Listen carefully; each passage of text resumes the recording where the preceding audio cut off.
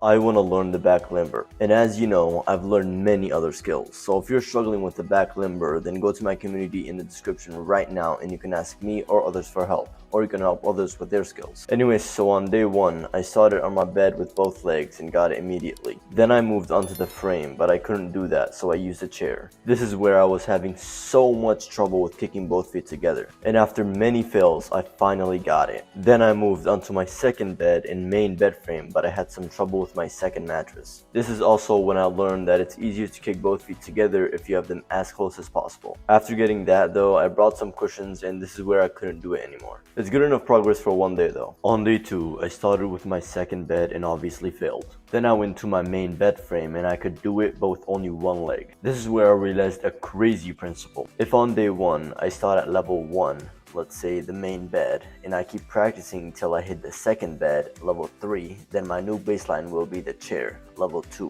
which is slightly harder than the main bed, level 1. Then when I come back tomorrow and start at the chair and I keep practicing until I'm almost on the ground, my new baseline level will be at the bed frame, which is slightly harder than the chair. So the lesson for you is that just because you ended on the 4th level yesterday doesn't mean you'll still be there today. You might have to go back to level 3 or even 2 and that might make you sad, but just remember that you started on level 1 yesterday. So the rule of thumb is to go 2 or so levels back from what you could do yesterday. You can translate that into whatever skill you're doing. So knowing this, I went back to the chair and got it. Then I went back to my bed frame and this time I decided to hold my wallet between my feet so they'll stay together, but it was very uncomfortable so I stopped. And although I didn't 100% get it, I still went to the second bed, which was obviously worse. This is when I learned the second principle of if you're not 100% satisfied with the level you're currently at, don't move to the next level because you'll be worse. Ace the current level, then move on. So I decided to move all the way back to the chair and bring the wallet back. First time I surprisingly failed and hit my head really hard on the floor.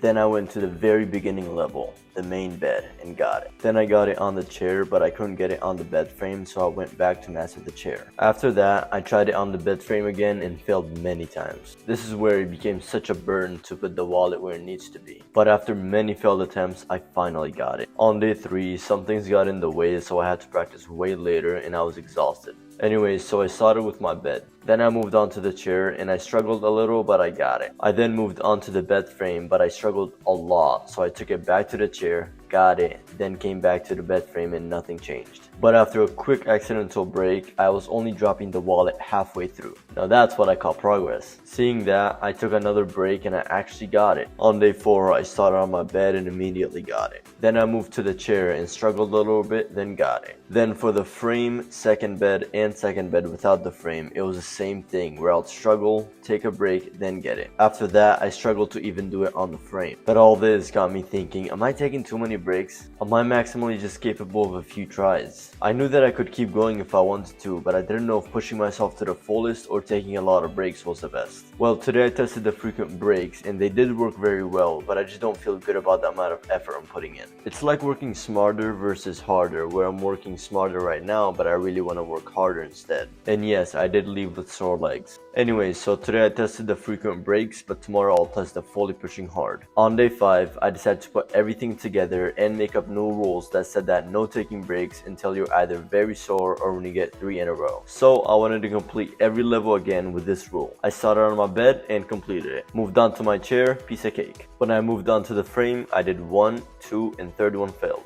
I then practiced and kept practicing until I finally got 3 again. Then I completed the second bed with flying colors, but I actually got really scared for the bed without the frame. But it seemed like my method was working because although I failed the first one, I did 1, 2, and failed the third one. Then I did 1, 2, and 3, but I did have to take a tiny break for the third one because my phone stopped recording. And now it was time for the second biggest boss, the cushions. After break, I started them and obviously failed a lot. Then I did 1 on the bed and felt the big surface difference of how the bed is solid and the cushions are not. Then, after another accidental break because my phone ran out of storage, I tried them and I actually did it. Now it was just a matter of removing layers. Also, I forgot to mention this, but I've learned a very similar skill to this called the back walkover, so if you want to see that, then click here. On day 6, I was already sore from the gym, but I still continued. So I started 2 levels higher with the bed and got 3 right away. Same thing happened without the frame, and then finally came the game. And just to remind you again, I'm taking a 5-minute break every layer I take off. I tried once, failed, tried again, failed again. Added another layer so they're basically as tall as the bed, still failed 2 times. Then I did it on the bed, came back to the cushions, and I did it again.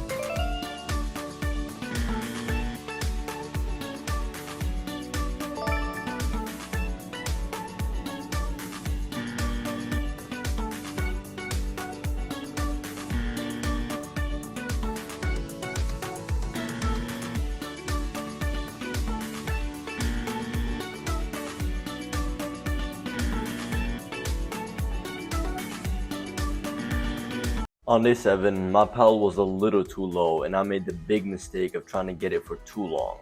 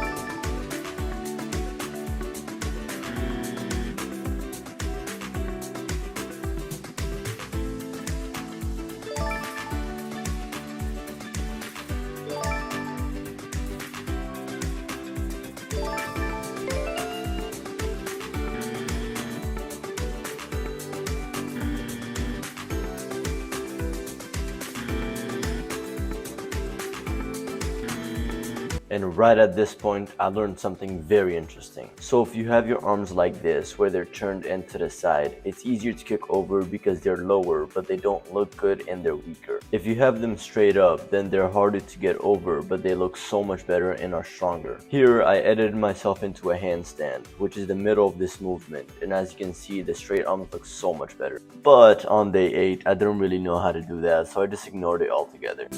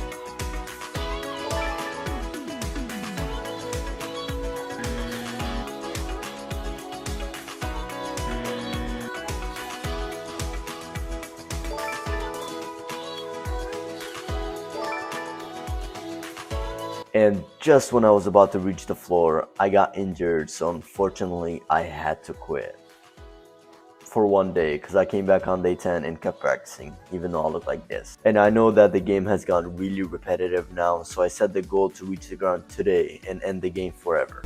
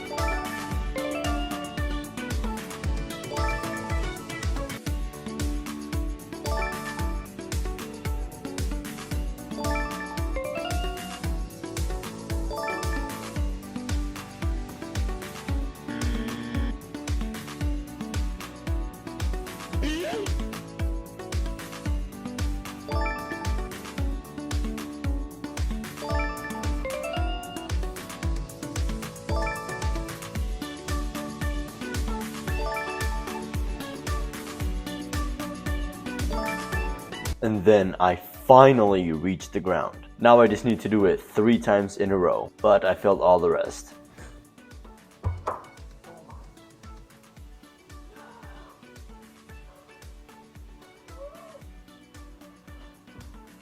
On day 11, I had a headache and I was short on time, so I still tried to do it with some cushions, but I didn't get any. On day 12, my phone ran out of storage, so unfortunately I couldn't record anything. But I went back to the cushions and this time I actually learned to put my arms together. I think last time my body was just too stiff, but this time I tried it after some time of practicing, so it opened up. And after that, I was putting them way too close and falling to the side, so after very much thinking, I decided to just put them in line with my shoulders. Yes, that decision probably took an hour. Anyways, so after that, I went back up the cushions and I learned that if you have a lot of slippery and unstable cushions on top of each other, you shouldn't use a lot of momentum because they'll move back. And also, before doing the straight arms and even now, I'm leaning a lot towards my right arm when in the air and it's hurting my shoulder a lot. But anyways, I did complete all cushion levels, but I didn't start on the ground because I wanted to record that. And at the end, my shoulder was absolutely killing me. On day 13, I had the least amount of time to practice, literally just 10 minutes. And I spent 90% of that time just trying to arch more because I'm very inflexible, which is why I get back pain, which is why I need to learn the skill ASAP to get it over with. On day 14, I decided that I've been practicing this skill for too long, so I wanted to get it today. I didn't have the desired amount of time, but I still decided to try. I started at the very beginning,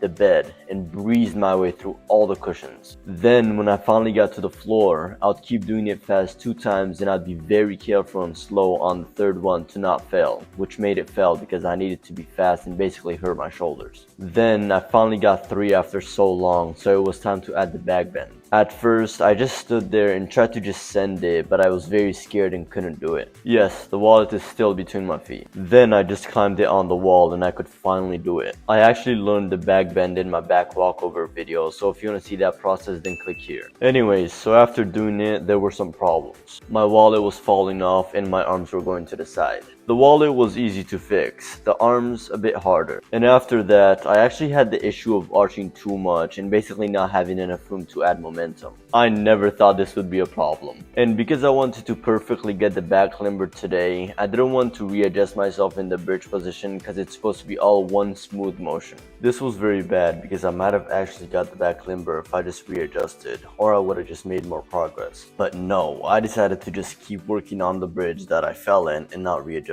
And after a lot of practice, the same thing happened in the back walkover video where I would just crash on my hands. This is when my brain decided that's enough, so I stopped.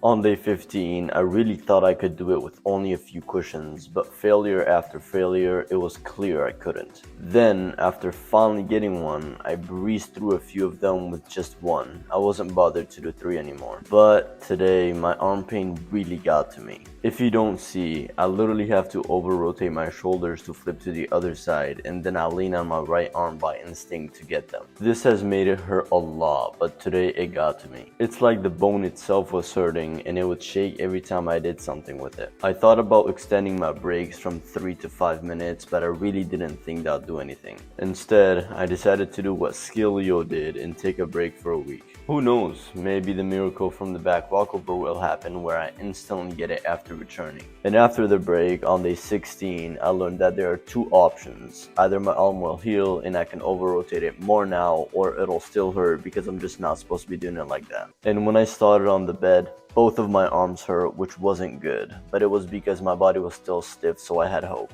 And on the first try, I banged my head really hard on the floor, so excuse my bad decisions later. But then I breezed through some of the cushions without even having to over-rotate my arms. When I got to the lower levels, I had to do it, but luckily there was no pain. Then I did all the cushions, and when I got to the floor, I failed the first one but aced all of the 3. This is where I saw how wide my arms actually are and how much my legs go to the side. Then I moved to the back bend, and I again had a lot of trouble standing it. I climbed the wall too, but I learned another thing that really helped me get it. So if you look down, your fear will go away because you can see everything down. If you look up and beyond, your fear will come back because you can't fully see what's there. So the strategy is to look down, then immediately just go for it without stopping so your fear doesn't stop you. I first did it with my legs separated, and that helped me get it with my legs together. Now the only thing left was putting my arms together. I could have tried to do it with them separated, but that seemed pointless since it wouldn't count anyway and it didn't feel natural. I still hadn't learned my lesson from the past. So I decided to land with them separated but bring them together, and that helped me get my first crappy back limber.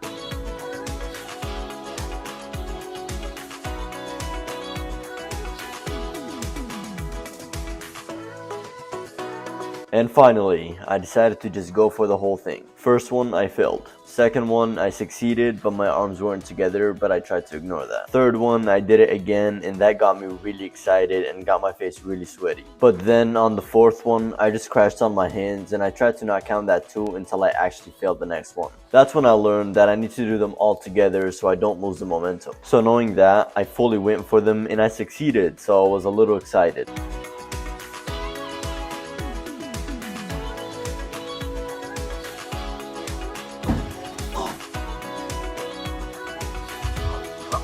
Yes, I know that my legs are going to the extreme side, but shut up. I will correct them when learning the back handspring. That's 2 miracles for 2 videos. I now believe in Jesus. And as again, if you need any help with this, then go to my free community in the description right now to get your first back limber. Don't worry, it's completely free. And you can click here to watch me turn this into a back handspring.